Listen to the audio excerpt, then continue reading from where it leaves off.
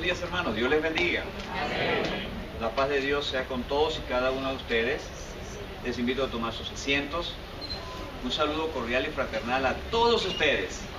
Don José, pregunté por usted el día viernes. Me alegra verlo. Señora, qué gusto verlo por allá. Y a todos los hermanos, a los amigos, a los que siempre hace falta tocar. Don Pedro por acá. Qué bueno, don Pedro, que está por acá hoy. Qué bendición. Para mí es un placer y un honor estar acá con ustedes, hermanos, poder ser parte de la comunidad de fe. Y la razón por la que me siento tan feliz es porque la Iglesia de Jesucristo es una gran familia. Y es una familia que se reconoce y se acepta. Y Cristo derribó toda barrera cultural, nacional, étnica, del orden que sea, para que cuando nos reunamos seamos todos parte de esa gran familia. Hermana Melqui, qué gusto verla. Sentí que no le di un abrazo cuando pasó por ahí, es que no la reconocí, perdónenme. Siempre es grato venir a casa, siempre es grato reunirse en familia y siempre es grato poder ser instrumento para lo que Dios me ha traído en este tiempo, a los hermanos, a ustedes, a mí mismo, porque verles es también una oportunidad de reconectarme con lo que esencialmente soy, un pastor a quien Dios le ha dado la oportunidad de acercarse a distintos grupos, a distintas iglesias y poder sembrar las relaciones, cultivarlas y desarrollarlas. Y de eso es algo por lo cual debo agradecer a Dios. Su grandeza y su señorío y su poder es algo que nos compromete a ser instrumentos de Dios. A la señora madre de Etzel y de Rafa, bueno, quiero decirle que estuve con ellos unos días atrás, tomamos un desayuno juntos, oramos juntos, y luego molesté a Etzel y lo voy a seguir molestando. Le dije, si tú quieres que te moleste, te puedo seguir molestando. Me dijo, sí, pastor, siempre y cuando me escriba. Ahí nos vemos. Espero que nos veamos el domingo 26, si Dios lo permite, ya que nuestro retiro a Venezuela será el 29 y estamos en la víspera, ya Cecilia está en la víspera de ir organizando todas las cosas para preparar nuestro retiro a casa y retornar a la realidad de nuestro país. Hermanos, es un placer estar aquí. Entonces cuando se emociona, las ideas se entrecruzan, ¿no? Y chocan unas con otras y uno quiere buscar el camino para arrancar, pero entonces es hora de arrancar. Vamos a dar inicio a esta jornada de esta mañana. Quiero invitarle a abrir sus Biblias en el primer libro de Crónicas, por favor. El primer libro de Crónicas. Un capítulo que a mí en lo personal me ha dejado un sabor bien interesante. Un sabor de gratitud al Señor, porque la palabra de Dios, como hemos visto, la palabra de Dios es nuestra norma de fe y de conducta. Nuestra norma de fe, porque de ahí sacamos, como ya se explicaba antes, la doctrina bíblica, la cual nos instruye y nos muestra el panorama, la invitación de Dios y cómo funciona la vida de fe en el Señor. De manera que nos equipamos y nos preparamos para nuestra vida en el reino de los cielos. Ese es el gran objetivo de Dios. El gran objetivo de Dios es retornar a Él.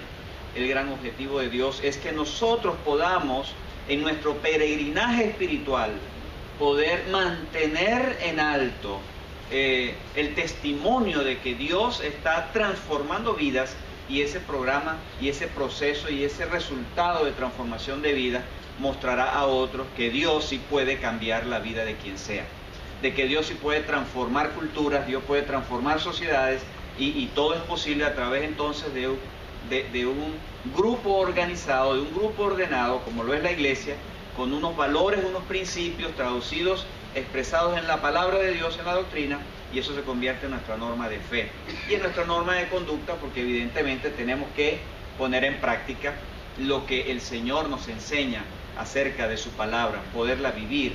Si yo puedo escuchar la palabra, yo puedo tener mucha información bíblica. He conocido mucha gente que dice, y eso que tiene un gran conocimiento bíblico.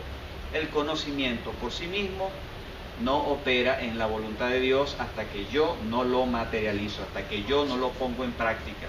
hasta que yo no decido rendirme a ese conocimiento y a ponerlo en práctica. Hasta tanto voy a tener un gran problema porque no voy a poder internalizar. Solo sé la notitia, como se conoce en el idioma latín, pero no está operando la fiducia, la fe en su sentido general, en su sentido práctico en mi alma. De manera que tenemos que descender la noticia al corazón para que se convierta en un acto de fe activa que transforma, que contagia a otros y que hace posible que los demás puedan creer en la misma forma como yo creo, porque ve, porque conoce, porque se impacta por el testimonio público. En este pasaje que vamos a leer en esta mañana, o ya mediodía, encontramos una historia muy interesante. Vean ustedes, vamos a leer del versículo 4, por favor, al versículo 8. Dice la Escritura, primer libro de Crónicas, capítulo 20, perdóneme, primer libro de Crónicas, capítulo 20, versículo 4 al versículo 8.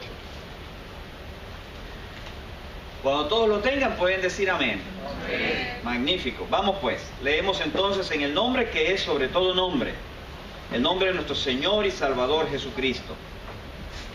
Dice la Escritura, después de esto aconteció que se levantó guerra en Geser contra los filisteos. Y Sibecai, husatita, mató a Sipai de los descendientes de los gigantes y fueron humillados.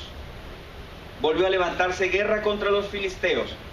Y Elhanán, hijo de Jair, mató a Lacmi, hermano de Goliat, geteo, el asta de cuya lanza era de un rodillo de telar. Y volvió a haber guerra en Gat, donde había un hombre de grande estatura, el cual tenía 6 dedos en pie y manos, 24 por todos, y era descendiente de los gigantes. Este hombre injurió a Israel, pero lo mató Jonatán, hijo de Simea, hermano de David. Estos eran descendientes de los gigantes de Gat, los cuales cayeron por mano de David y de sus siervos. Amén.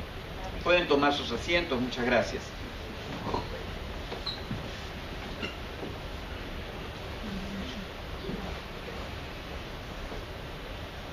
Una batalla tras otra, un gigante tras otro.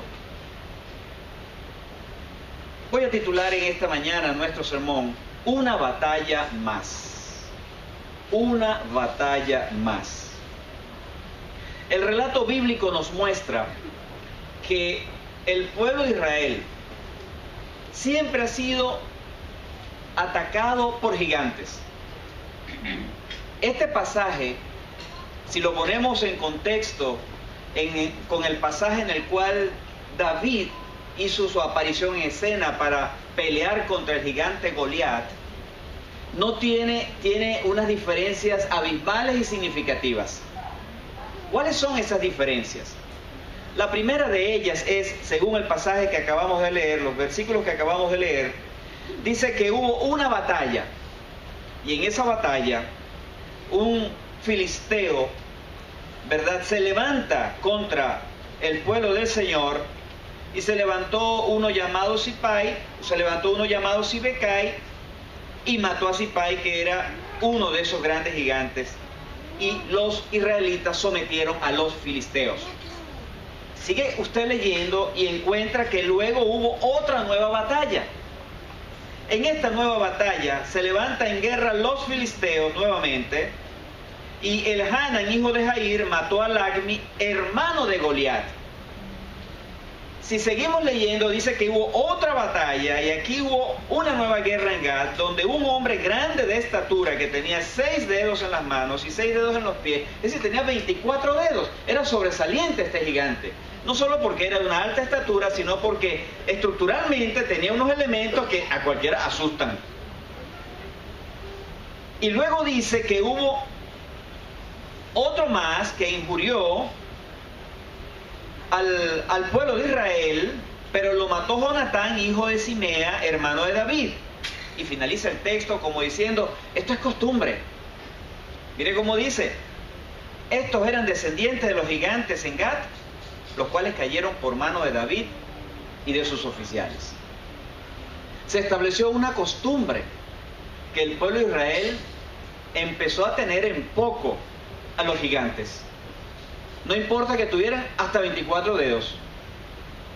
No importa que fueran tan altos.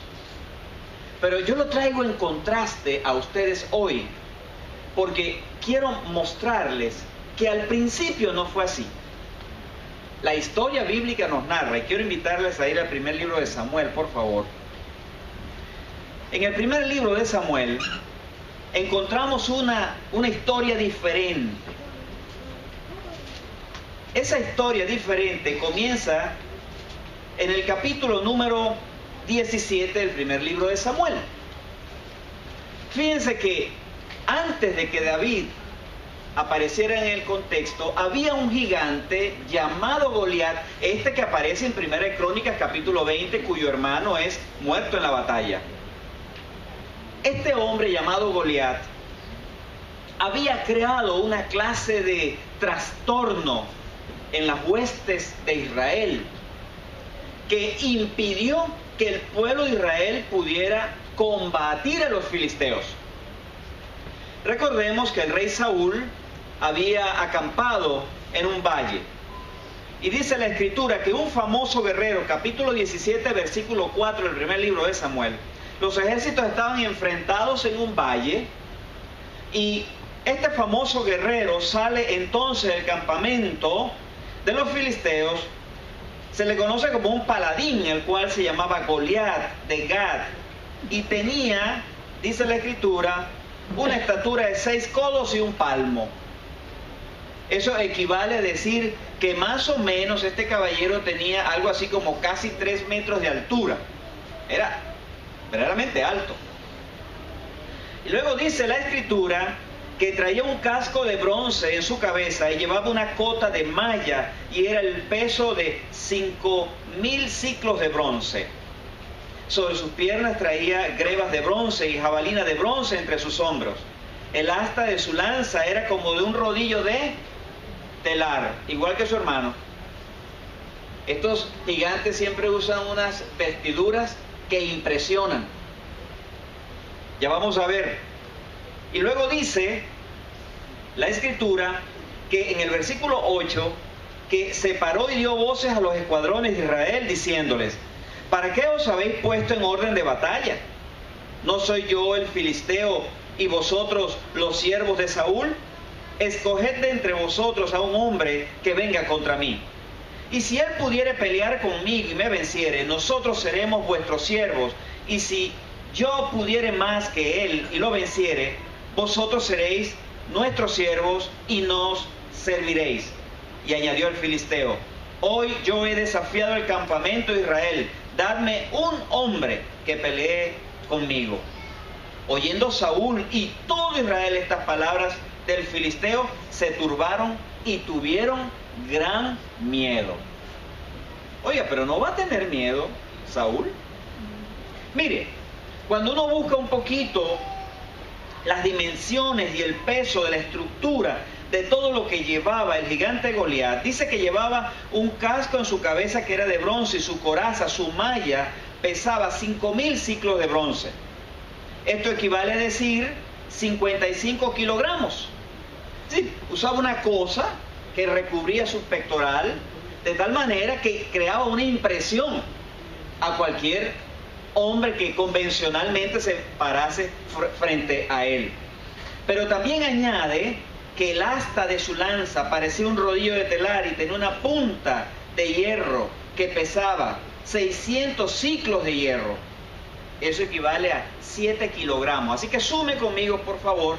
Él tenía puesto en sí mismo una cantidad de hierro sobre sí que estaba en el orden de los 55 kilos por la parte de la coraza y la malla y 7 kilos adicionales sumados al rodillo de telar.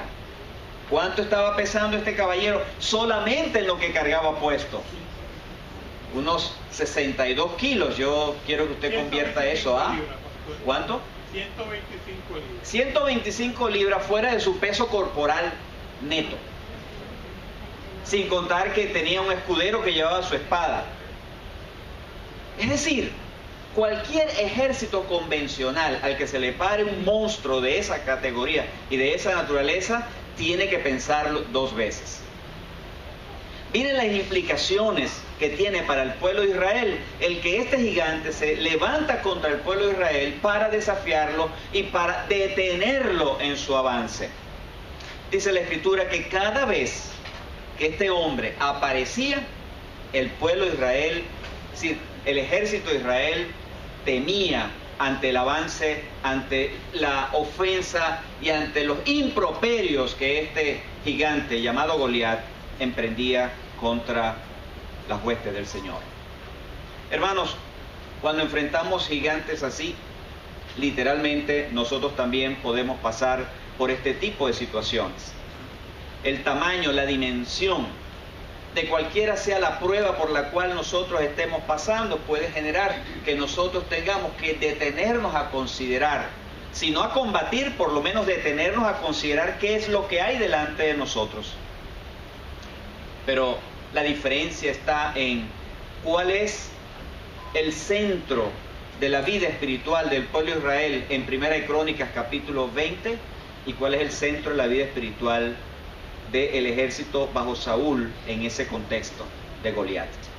Ahí está la clave. ¿Por qué está la clave allí? Bueno, muy interesante está la clave porque cuando se va a la batalla, es importante que consideremos que el pueblo de Israel cuando iba a la batalla siempre iba dirigido por el Señor. Pero Saúl estaba en una situación un tanto terrible porque no estaba en la conexión que requería para dirigir sus huestes en el combate que tenía por delante. Es interesante que recordemos, la Biblia dice en el Salmo 55, mañana, tarde y noche, el pueblo del Señor debe buscar su rostro, debe orar a Él, debe estar en comunión con Él. ¿Y sabe lo que dice la Biblia acá en el primer libro de Samuel? Que el gigante aparecía en la mañana y en la tarde a ofenderlos. Cuando ellos tenían que salir a buscar el tiempo de conectarse con el Señor, el gigante salía justamente en ese tiempo para insultarlos y para amenazarlos. Y en ese contexto de temor y de miedo, la gente se paraliza. En ese contexto, quien no tiene la comunión, quien no entiende qué me importa que esté un gigante delante de mí, es tiempo de buscar a Dios, porque en Dios vamos a encontrar la respuesta para combatir a este gigante. Tuvo que venir alguien de fuera que no estuviera contaminado con la situación del gigante que aparecía mañana, tarde y noche. Uno que seguramente la noche anterior había estado pastando con sus ovejas, pero que había sido enviado por su padre para ir a ver cómo estaban sus hermanos. Cuando la gente está en comunión, ve las cosas de una dimensión diferente. Cuando los soldados que estaban en el campo de batalla salían corriendo y se escondían, aparece este muchacho que tan solo llevaba, dice la Escritura, en obediencia a su papá, que le dijo, de acuerdo con el primer libro de Samuel, le dice, un día Isaí le dijo a su hijo David, toma esta bolsa de trigo tostado y estos 10 panes y vete pronto al campamento y dáselo a tus hermanos. David sale muy de mañana, pero me gusta mucho lo que hace David. David, antes de irse, va y busca a otro pastor que se encargue de cuidar las ovejas. Un detalle importante para los hombres y las mujeres de Dios.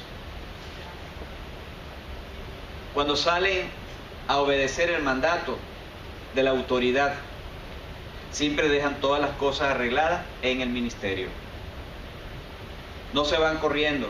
Me mandaron a hacer tal cosa dejando olvidado la tarea primaria.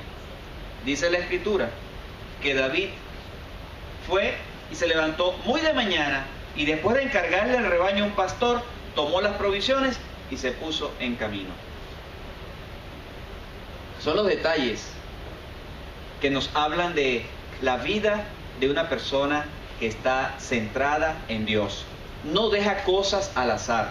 Todo lo pone en orden, todo lo pone en línea, porque si no está en orden y si no está en línea, quien no puede administrar la casa, ¿cómo puede administrar las cosas del Señor?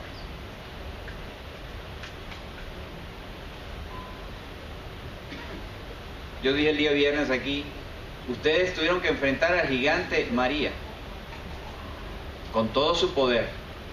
¿Cuántas millas? ¿Cuántas? Más de 150 millas. Más de eso. Todavía no se ha determinado. Todos los medidores se rompieron. Se rompieron los medidores. Era un gigante. Por eso fue que yo dije sobre 150. Sí, señor. Era un gigante. Era un gigante. ¿Y cómo nos ha dejado ese gigante? Temerosos, nerviosos, asustados, sin proyección al futuro.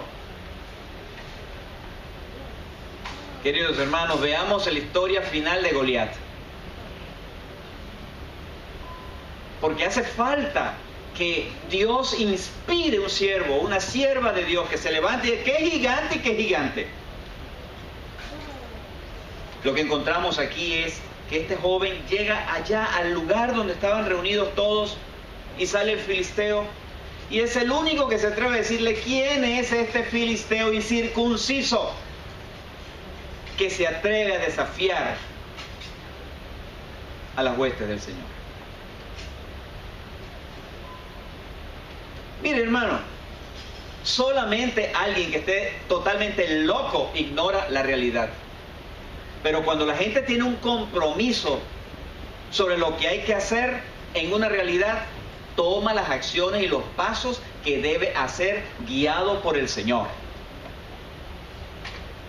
David se le quiso poner un chaleco, se le quiso poner una coraza, se le quiso dar una gran espada, se le quiso poner una gran...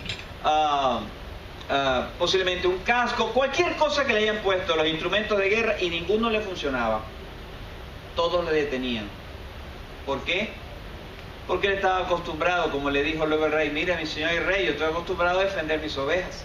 Cuando viene un león, yo lo enfrento. Cuando viene un oso, yo le saco los dientes para afuera. Deje que yo haga el trabajo como suelo hacerlo con la ayuda del Señor. Y ya conocemos la historia. Tomó aquellas 5 piedritas, se va al valle donde el gigante se aparecía y allí salió para combatir un gigante de esas dimensiones. Un simple joven que lo único que tenía era su fe y su confianza en el Señor.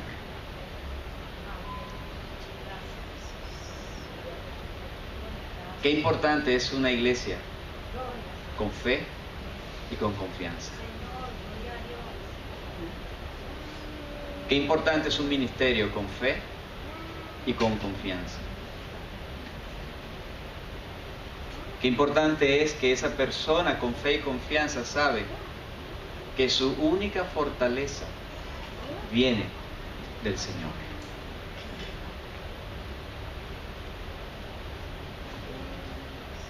El gigante, como siempre suele ocurrir, insulta, agrede,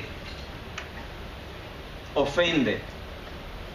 Y dice la Escritura que David le dijo, bueno, este es el momento de mostrar exactamente quién está de su lado y quién está de mi lado. Había un cantante venezolano, no sé si ustedes llegaron a oír sus canciones, que escribía, llamado Gilberto Soré. Gilberto Soré tiene una canción titulada en el marco de esta escena bíblica, dice, tú vienes contra mí con espada y jabalina, mas yo vengo contra ti en el nombre del Señor. Tremendo. Tremendo cuando lo que está en nuestra mano es usado por el poder de Dios. Tremendo cuando esas 5 piedritas y una onda y un chico con fe y con confianza se apresta a enfrentar al gigante de la vida, al gigante que socava la paz, al gigante que socava mi enfoque espiritual. Tomó las 5 piedritas y se fue sobre el gigante aunque el gigante dijo que lo iba a partir en pedazos, que iba a tomar sus cuerpos, sus partes, se las iba a tirar a las aves del cielo, David no le hizo caso al ruido, porque una de las cosas que hace daño en nuestro enfoque espiritual es hacerle más caso a la bulla que hace el gigante antes que a la tranquilidad que produce la confianza y la seguridad en el Señor. David estaba enfocado. Por más fuerte que gritara y por más insultos que el gigante se atreviera a decirle, David usaría únicamente que la piedra y una honda para derribar esa cantidad de libras al piso, colocando la piedra exactamente en el lugar donde ese gigante no estaba protegido. Y allí cayó, para terminar finalmente muerto por David. Esa es la historia para cada gigante que se levanta contra Cristo y su iglesia. Esa es la historia a contar para cada gigante que se levanta para un hombre y una mujer de Dios. No hay otra historia. La historia que existe es que si se levanta un gigante y la iglesia está revestida y el siervo y la sierva están revestidos, Dios le dará la victoria en el nombre del Señor. Por eso es que acudimos al primer libro de Crónicas, capítulo 20. Una vez que David vence al gigante, todos los oficiales de David pelearon con todos los gigantes que se aparecieran y todos fueron derrotados y combatidos, porque todos fueron investidos del poder de lo alto. Todos creyeron en el Dios de David, en David como su líder, capaz de enfrentar cualquier obstáculo. Ellos se enfrentaron también creyendo que si Dios estaba con David, Dios también estaría con ellos, y vencieron. Redujeron a los filisteos y los colocaron contra las cuerdas, continuando el proyecto divino, estableciéndose la nación de Israel con el reino por medio de David y preparando toda la escena para que la gloria de Dios continuara manifestándose en medio de ellos. Hermanos queridos, Dios está trabajando con nosotros y en nosotros. Dios está buscando que nosotros podamos mirar lo que Él está mirando. Dios tiene un plan y tiene un diseño. Dios tiene un propósito para cada uno de nosotros, como individuos, como familia, como iglesia. Y ese diseño tiene un impacto en la historia y en la vida de toda la comunidad y de todo el país y de toda la sociedad en general. Pero sabe, tenemos un enemigo que se levanta. Recuerden lo que dice la carta a los Efesios, el capítulo 6. Este enemigo es audaz. Este enemigo sabe planificar los pasos de tal manera de buscar que nosotros resbalemos, de que nosotros nos detengamos. Usted sabe lo que hace el enemigo cuando coloca una trampa y nosotros incautamente cedemos a caer en esa trampa. Se detiene el proyecto, el diseño de Dios,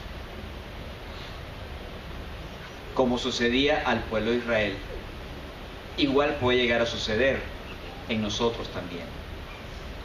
Dios nos ha llamado a vivir una vida de confianza y de total depósito en nuestra fe en quien es Él, no en las circunstancias. Las circunstancias son arenas movedizas. Si usted camina en las circunstancias, en la arena movediza de las circunstancias, es muy posible que usted pueda hundirse. Pero cuando usted camina puesto su fe en el Dios que da la vida y en el Dios que nos llama a la vida abundante, usted lo puede percibir en su vida, en sus relaciones y en su comunión unos con otros. Hay gigantes que se levantan contra las relaciones, contra la comunión. Y todo esto afecta el diseño de Dios para la iglesia. Hay gigantes que se levantan en contra de la armonía familiar. Y todo esto afecta ¿qué? La armonía y la comunión de la familia para su impacto en la sociedad. Hay gigantes que se levantan en el entorno personal e íntimo de cada uno de nosotros. ¿Para qué? Para meternos miedo. Tú no puedes, tú no debes, tú no tienes la pericia, tú no tienes el significado, tú no significas gran cosa. Por eso el gigante Goliat le decía esas cosas a David. ¿Acaso soy yo un perro? Que me mandan a este tipillo tratando de vulnerar la identidad y la imagen de una persona. Que ellos allá no hablaban de derechos humanos en términos como los conocemos hoy, pero en los términos que nosotros conocemos hoy, todos tenemos una dignidad que es digna de valorar, que es digna de sacar adelante y es digna de contribuir al desarrollo personal de todos y cada uno de los que tienen una dignidad. Los gigantes se levantan para hacerte creer que no la tienes y que tú no puedes. Yo quiero decirte, iglesia, tú sí la tienes y tú sí puedes. El Señor tiene un proyecto con esta iglesia. Siempre se los he dicho. Creo que en las últimas veces que he venido y he predicado, les he dicho, Dios tiene un propósito con esta iglesia. Ustedes tienen que creerlo. Dios tiene un diseño para esta iglesia. No se cansen. No se cansen. No se cansen. No se cansen. Que María no los canse. Que las circunstancias y las arenas movedizas no los cansen. Que esos gigantes no van a mantenerse. Esos gigantes van a caer. Dios está buscando esos David que están en la iglesia. Que no le hacen bulla, no le hacen caso a la bulla, al escándalo del medio ambiente, a la ola del medio ambiente, a la moda del medio ambiente. No, Dios está buscando esos David que se levantan en la madrugada pastoreando la familia, pastoreando los amigos, con un corazón abierto a la media luna o a la luna de la noche, de la madrugada, para decir, Señor, ahí están mis hijos. Señor, ahí está mi familia. Dios tiene un proyecto para esta iglesia, un diseño para esta iglesia, pero hay un gigante que se ha levantado. Y ese gigante, por mucha coraza que tenga, y mucho vozarrón que tenga, y mucha estatura que tenga, no tiene la capacidad de destruir la iglesia de Jesucristo. La iglesia de Jesucristo es victoriosa. La iglesia de Jesucristo lo que hace en un momento dado es recular, ir para atrás. Pero quiero decirle, para atrás para buscar consejo, pero la marcha es hacia adelante. La marcha es hacia adelante. No te detengas. Levántate donde estés. Busca consejo. Tenemos que buscar el consejo. No te arriesgues a caminar sobre lo que no es. Porque los gigantes usan voces para confundir. Y tú no estás llamado a dejarte confundir. Tú tienes el Espíritu de Dios en tu vida. Y si tú te pones en la brecha con el Señor te va a guiar. El Señor te va a consolar. El Señor te va a ayudar. Nosotros estamos viviendo en Venezuela con una situación terrible, gigante. Es un gran gigante. Pero ¿sabe?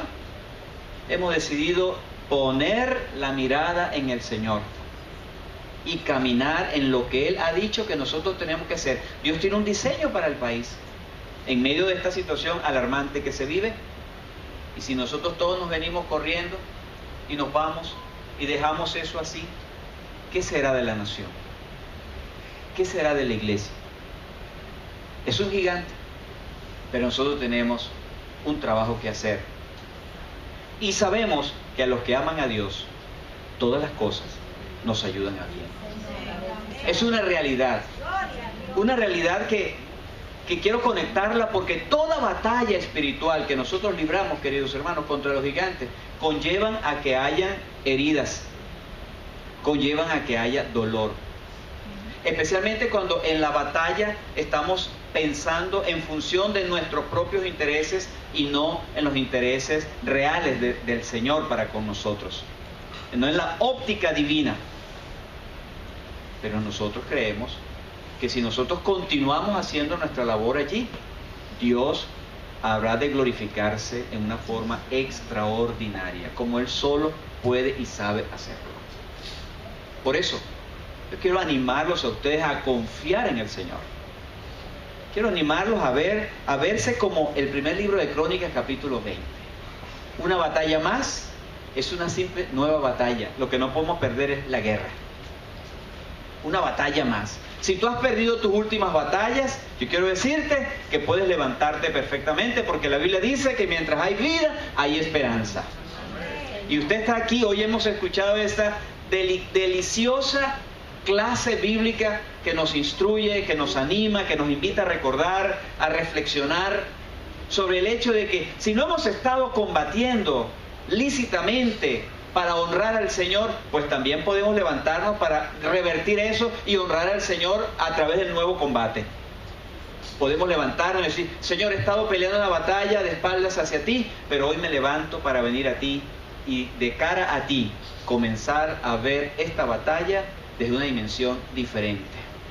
Y no importa que se levante este gigante, si tú estás conmigo, ¿quién contra mí?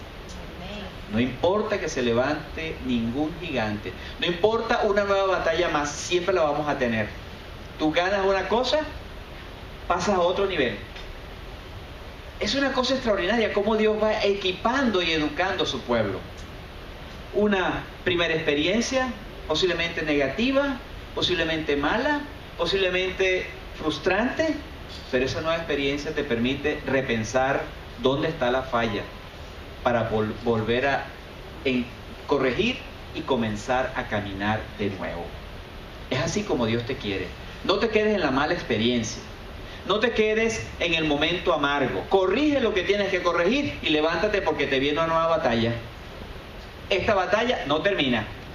Este escenario de conflicto cósmico, de un Dios que quiere salvar un pueblo que ha sido ganado por Cristo, pero un enemigo de Dios que está tratando de detener el avance del pueblo de Dios. Es una nueva batalla todos los días. Tú puedes experimentar diversas situaciones y diversas pruebas. El asunto es: ¿cómo estás tú con el Señor? Revisa, planifica. Si no estás en tu mejor condición, pregúntate: ¿por qué no estás en tu mejor condición? Porque el diseño de Dios ha de cumplirse. Quiero decirte, lo que Dios va a hacer en esta iglesia, lo que Dios va a hacer en tu familia, lo va a hacer contigo o sin ti. Porque para eso Dios es extraordinariamente sabio. Si yo no sirvo, Él me aparta y busca a otro. David hizo un trabajo de sustituir a un rey que no le quiso funcionar al Señor. Así es Dios. Si las cosas no funcionan porque yo no quiero, Dios va a tener que poner su mirada en alguien que pueda hacerlo, porque su diseño ha de cumplirse, su proyecto ha de cumplirse.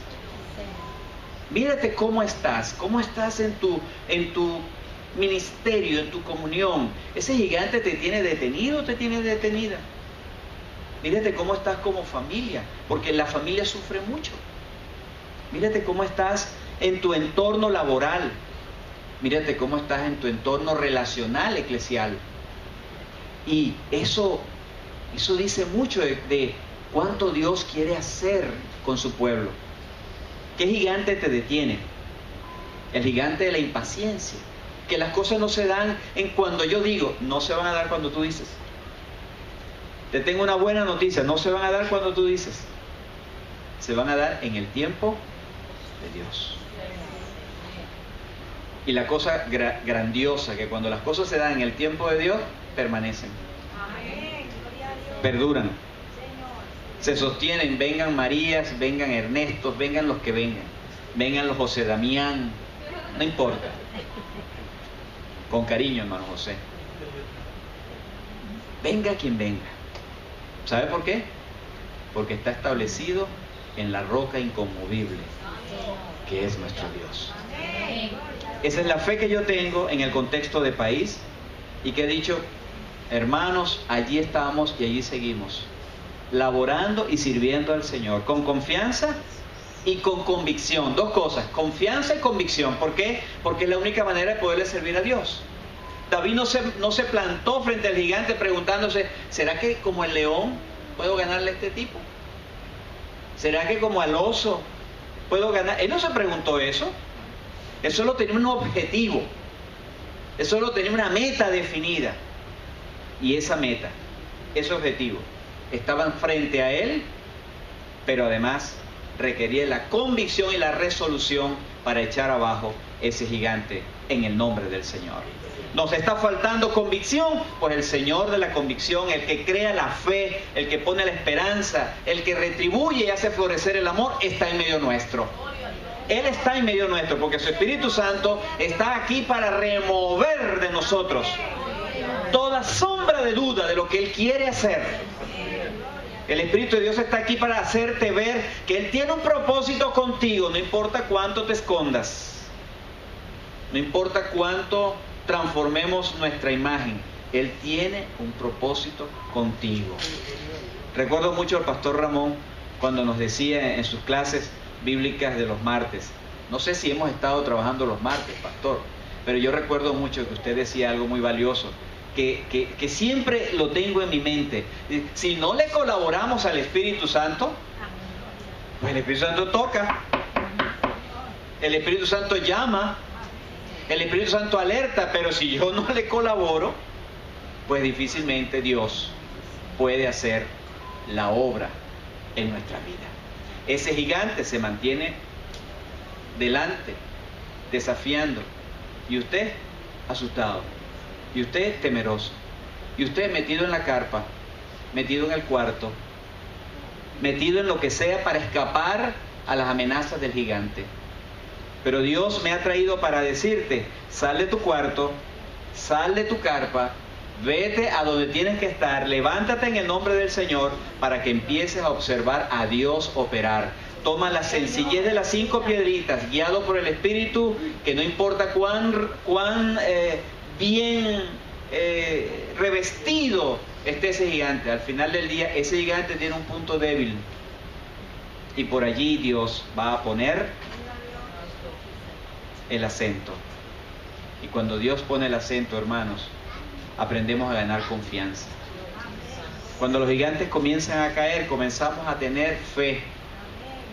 Cuando los gigantes comienzan a caer, nos abandonamos en los brazos del Señor.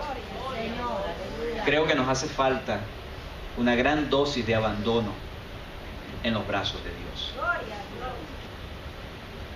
La autosuficiencia se convierte en un gigante. Necesitamos abandonarnos en los brazos de Dios.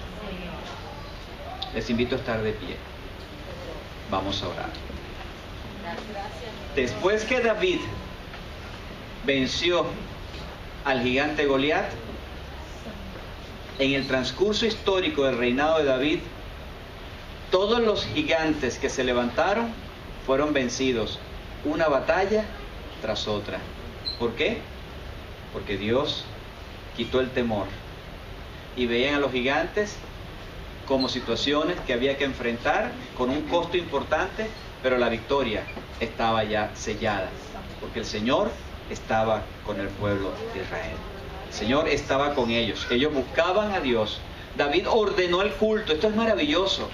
David ordena el culto para preparar la adoración al que vive para siempre, con cantores, con personas dedicadas al servicio en el santuario, de manera que era imposible que Dios no pudiera hacer cosas extraordinarias a través de un hombre que se había dedicado a entender el poderoso significado que tiene la adoración y el tiempo que se requiere para servir al que vive para siempre. Sal de tu cuarto, sal de tu carpa. Podrás enfrentar al gigante si le colaboras a Dios. Pero Él ha venido, Él ha permitido que este servidor venga a ustedes simplemente para decirles: siempre habrá una batalla más. pero será mucho más gloriosa si la enfrentamos legítimamente. Será mucho más útil si caminamos en la sencillez del Espíritu, y tendremos poderosas victorias a pesar del inmenso ruido que haya alrededor nuestro. Dios eterno y bondadoso, grande y misericordioso es tu nombre, Señor. Digno de gloria y digno de honra eres tú. Este es tu pueblo, Señor, tu iglesia amada. Tu iglesia, Señor, que tú amas en forma extraordinaria. Tu iglesia, Señor, sobre la que tú has creado, oh Dios, un diseño hermoso, maravilloso. Tu iglesia, Señor, que necesita cada día, Señor, de tu presencia. Por eso estamos aquí, Señor, porque sin tu presencia nada podemos hacer. Si tú no vas con nosotros, Señor, difícilmente podemos enfrentar los gigantes de la vida, los gigantes en nosotros mismos, los gigantes que nos rodean. Pero en esta hora, Señor, nosotros venimos a ti, Señor eterno, para abandonarnos en tus brazos. Señor, diciéndote con esto que por nosotros mismos no hemos podido combatir a ese gigante que está delante de nosotros. Un gigante que cada vez que se levanta crea en nosotros profunda frustración, profunda impaciencia, no nos permite avanzar, nos entristece, queremos meternos en el cuarto para no ver al gigante que nos insulta. Pero hoy, Señor, hemos encontrado, Dios eterno, que una vez que el gigante es vencido, podemos afectarlo, podemos combatirlo con la libertad de saber que tú estás de nuestro lado y por consiguiente la victoria es nuestra. Gloria a Dios. Por eso, Señor, en esta hora, nosotros, Señor, nos rebelamos contra todo espíritu de temor que quiere impedir, Dios eterno, que enfrentemos a estos gigantes. Todo espíritu de autosuficiencia, todo aquello, Señor, que impida y limite que pueda ver con exactitud lo que hay y valorarlo como lo que es, de manera, Señor, que lo pueda poner delante para que sea destruido en el nombre de Jesús.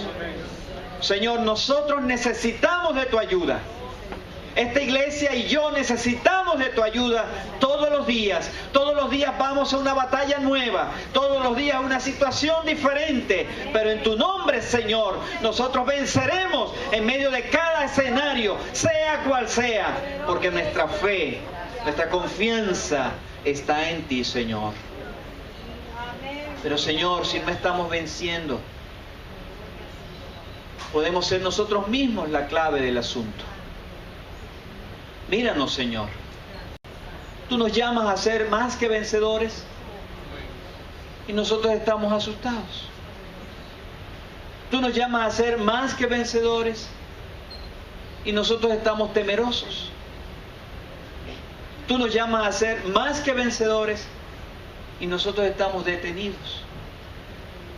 Esta no es la clase de vida que tú nos has llamado a dar. Tú has dicho en tu palabra, Señor, que en ti está la vida eterna en los que creen en tu nombre. Y también has dicho en 1 de Juan que la vida abundante es una de las virtudes características de la vida cristiana. Si yo no puedo dormir, porque el gigante no me permite dormir, yo no tengo una vida abundante. Si yo no puedo dejar de pensar en esa situación que ha marcado mi vida, yo no tengo una vida abundante. Tengo que buscar tu ayuda, Señor, para que corrijas en mí este asunto y pueda yo tener la vida abundante que tú me has llamado a tener. Es una vida práctica y real. La vida abundante está marcada, Señor, por el amor. Tu palabra dice claramente, Señor, que de nada me sirve entregar mi cuerpo por una causa justa, para ser quemado en el fuego, y no tengo amor. Hoy, Señor, nos abandonamos delante de ti. No queremos entregar nuestros cuerpos ni nuestra vida sin amor. Hoy nos levantamos en tu nombre, amándote más, creyéndote más, confiando más en ti, para poder enfrentar a estos gigantes de la vida, a estos gigantes de la vida interior, a estos gigantes que se mueven en nuestros países. Hoy, Señor, en tu nombre nos levantamos. Hoy, Señor, verbalizo con mis labios que este gigante no tiene más poder sobre mí. Quiero invitarle a que usted haga una oración por usted mismo. Y si puede hacerlo a modo de clamor, hágalo. Dios está aquí. Su Espíritu está en medio nuestro. Es una realidad. Ore usted al Señor. Pídale usted al Señor fuerzas renovadas. Pídele al Señor convicciones firmes, sólidas. Pídele al Señor una vida devocional renovada. Porque quiero decirte que en estos tiempos, sin vida devocional fuerte, sólida y renovada, nuestra fe es muy frágil. Necesitamos una vida renovada. Una vida descontaminada de pensamientos. Una vida libre de impurezas espirituales y mentales. Y solamente en Cristo esto es posible. Solamente en Cristo es posible la verdadera vida. Solamente en Cristo es posible caminar en victoria. Solamente en Cristo puedo experimentar gozo. Puedo experimentar paz. Puedo experimentar consuelo. Puedo experimentar el abrazo fraterno de mi hermano, que aunque tengo diferencias con él, le amo. Solamente en Cristo puedo vivir en medio de dificultades. Oh, bendito Señor. Desbarata, Señor, toda fortaleza mental, toda fortaleza espiritual, Señor, que se haya enclavado en contra de tu obra y tu diseño divino. En esta iglesia, Señor, tú amas a esta iglesia. Oh, bendito Rey. Cada vida, cada ministerio, Señor, cada familia, cada joven, cada hermana, cada dama, cada mujer, cada niño, oh Señor, cada caballero, tú le amas y quieres ofrecerle plenamente la vida abundante. Oh, bendito Señor, para ti no hay nada difícil. Quiero decirte lo que dice la Biblia si estás quebrantado. Dice la Biblia, llama a los ancianos de la iglesia. De esta manera puedes derribar el gigante de la enfermedad que te azota.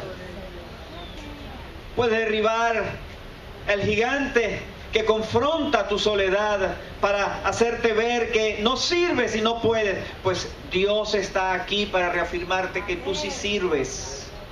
Que tú sí puedes, que tú sí vales, que Él te amó, que Él entregó su vida por ti y porque te ama está aquí, llamándote, invitándote a dejar de oír esa voz y a creer en la voz del que te ama. Bendito sea su nombre. Si hay hermanos que requieran de la oración, vamos a hacer como dice la Biblia. Hay hermanos quebrantados entre nosotros, pues aquí están los ancianos de la iglesia, que pueden ayudarte a vencer, porque hay batallas que no se pelean solos. Hay batallas que requieren la ayuda y el concurso de otros, que por su experiencia, sabiduría, te pueden ayudar a pelear mejor. Así que yo te invito a venir al altar y a decirle al Señor que tú sí crees en su poder glorioso y transformador, que tú no te vas a dejar avasallar por ese gigante, que tú no le tienes miedo a este gigante. Este gigante quiere que tú te detengas, pero tú hoy no te detienes. Tú vienes al altar. Tú vienes al altar y tú confías plenamente en que el Señor tiene un proyecto contigo, un propósito contigo, y el enemigo no te va a desbaratar, el enemigo no te va a detener. Así que yo quiero invitar a todos los que quieran participar de esta fiesta gloriosa de libertad, de empuje, de empeño, de cambio, de renovación y sobre todo de reconsideración, que vengan. Quiero invitar con mucho cariño y respeto a los ancianos de la iglesia, a los hermanos pastores, para ministrar al pueblo del Señor.